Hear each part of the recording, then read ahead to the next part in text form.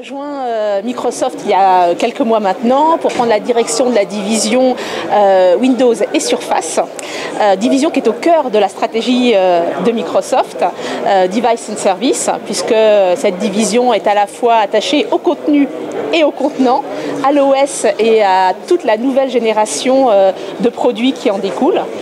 Windows 8.1 a amené énormément de nouveaux usages dans l'entreprise, bien entendu le tactile, la mobilité, l'univers du cloud qui est natif au sein de Windows 8.1. Et donc, de magnifiques produits sont apparus grâce à Windows 8.1, notamment des PC hybrides, les PC 2 en 1, des tablettes, tout format d'écran, qui sont les craintes de cette nouvelle OS. Dans moins de 60 jours maintenant, puisque le 8 avril 2014, c'est la fin de support d'un OS historique qui est XP, donc qui a maintenant bien plus de 10 ans. À l'époque, XP, on l'achetait en francs. Il y avait peu de personnes encore connectées sur Internet. Donc depuis, de nouveaux usages sont apparus et il était temps d'arrêter ce support XP, à la fois pour le milieu grand public et le milieu professionnel. Alors depuis 2 ans maintenant, Microsoft accompagne ses partenaires et les entreprises pour effectuer cette migration. Bien entendu, à tout niveau, que ce soit les très grands groupes jusqu'à la toute petite entreprise.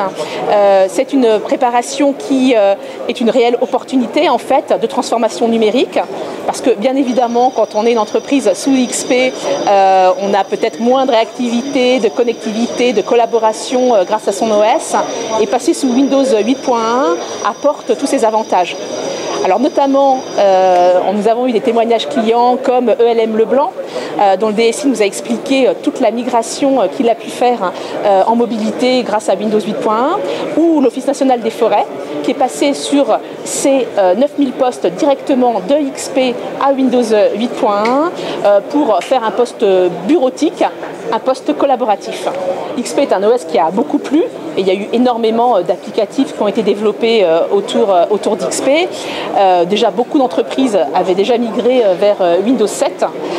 Et aujourd'hui, les entreprises sont en pleine transformation numérique, se posent des questions sur l'arrivée de la tablette au sein de l'entreprise, le développement d'applicatifs pour leur division métier, la sécurité, la virtualisation, le fameux Bring Your Own Device, donc tous ces employés qui veulent amener leur propre matériel au sein de l'entreprise, et Windows 8.1 répond à cela.